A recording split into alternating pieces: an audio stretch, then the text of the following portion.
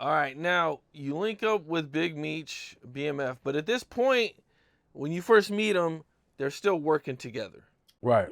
Okay, and what is that like? You know what I'm saying? With them working together, did they always have conflict that you've seen, or were they, when you first got there, were they really getting along good at the time? They was getting along somewhat not.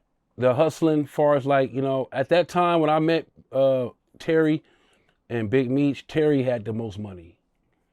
Like far as like just imagine two brothers, this brother's up, this brother's up, this brother's up, this brother's up. At that time when I met him, he was like the guy that was up. So why would T have more money?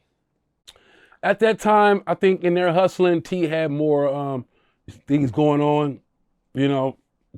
He had more. He had like I say, he had a limo. He had a limo service.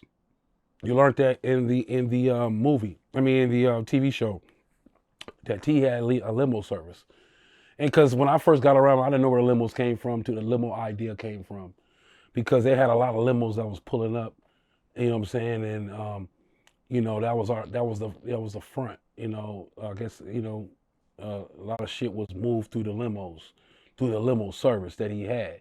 So Terry had a little bit more going on as far as like he had businesses set up. He had people that had he was buying lottery tickets from. Like they was buying lottery tickets from winning lottery tickets from people in the Detroit area that was winning lotteries.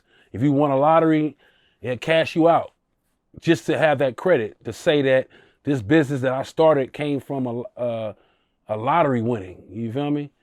He was so advanced on that at that time more than Big Meech was.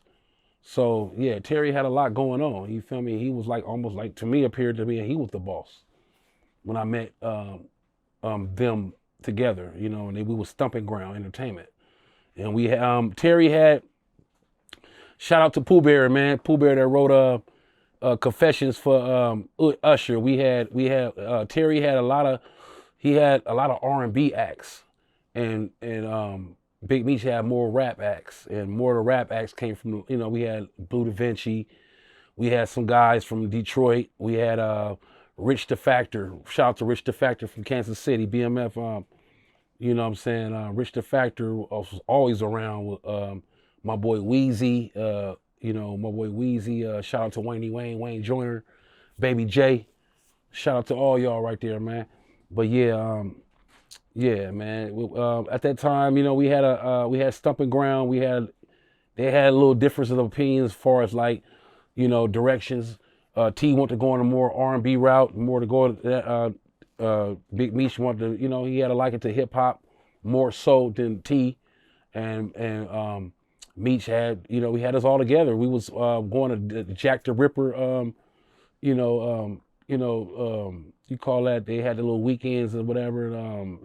Jack the Ripper was like a hip hop type of convention, right? Right. So I remember Blue and us all Stumping Ground. We getting hotels, going to Jack the Ripper. We out there Stumping Ground Entertainment. You feel me? Big Meech, Terry.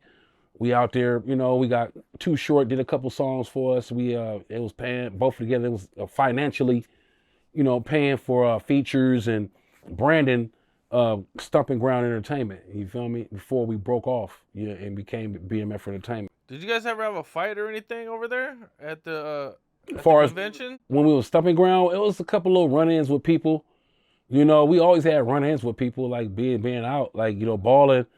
Yeah, it was a couple run-ins with people. I'm not sure what entity as well, but it was a couple run-ins with people. We had a lot of people that was doing business with us. You know what I'm saying? At that time. So at that time, like I say, I was around Meech and them going to this house in Gardena. It was one of their trap houses. As far as like I used to be there, go there and chill with them. I used to see limos pulling up, different cars pulling up, different people pulling up, different hustlers pulling up. You feel me? And then I remember Meech. He used to always be playing South music. You feel me? This is like, right, after, like I say, Pac had died, he at the house playing this South music. He like, man, I'm telling y'all, this is the new era, this trap music. Like this, he wasn't calling it trap, but he was calling it South music at the time. So I'm telling y'all, bro, this is the new sound. And we was like on some, I come from the G-Funk era.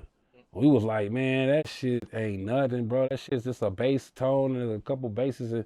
But he, you know, it was a vibe. But he was explaining to us like, man, this is y'all need to go out. We need to go to Atlanta and do our label.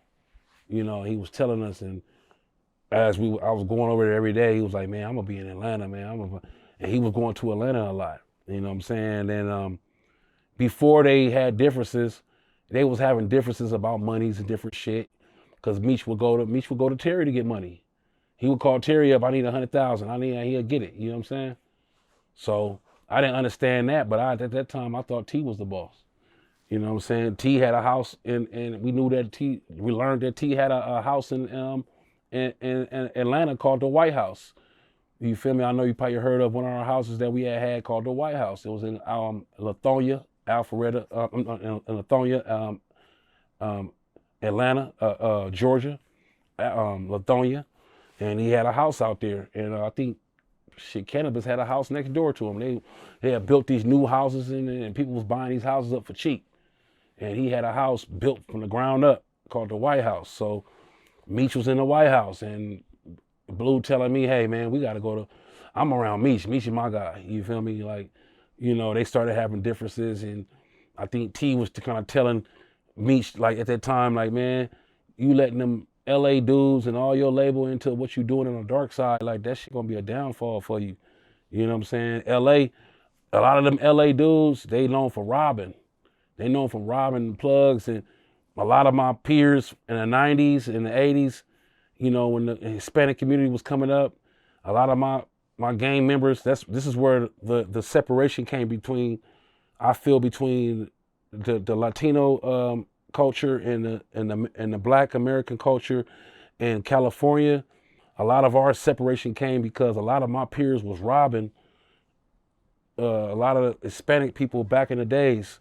So, you know, back in, you know, when I met Big Meech, it wasn't a lot of Hispanics. They wasn't letting blacks in on what their dark world. They kept their dark world to themselves and stuff. And so it separated us in the streets, Latinos and blacks. It separated because of what blacks was doing a lot to them, you know, in the 80s and 90s. It was robbing people. So a lot of the cartels and all them wasn't dealing with black people and all that shit. So, but Big Meech, they was dealing with Big Meech. You know what I'm saying? The cartels and shit, they would fuck with Big Meech. He had a plug through people, through relationships. And so, you know, he had a plug, man, and he was doing his shit. And when I learned, I was like, man, like when I was already in, like maybe like 2 months in before I learned Big Meech was really, really, you know, you hear stories and shit, you still like, but once I started learning that niggas was like getting bricks from the cartels and, you know, turning a brick into two and doing shit, like we had a cooperation, man. What's up? This is Cam Capone. We got more content like this coming soon, so hit that like button, subscribe, and stay locked in to Cam Capone News.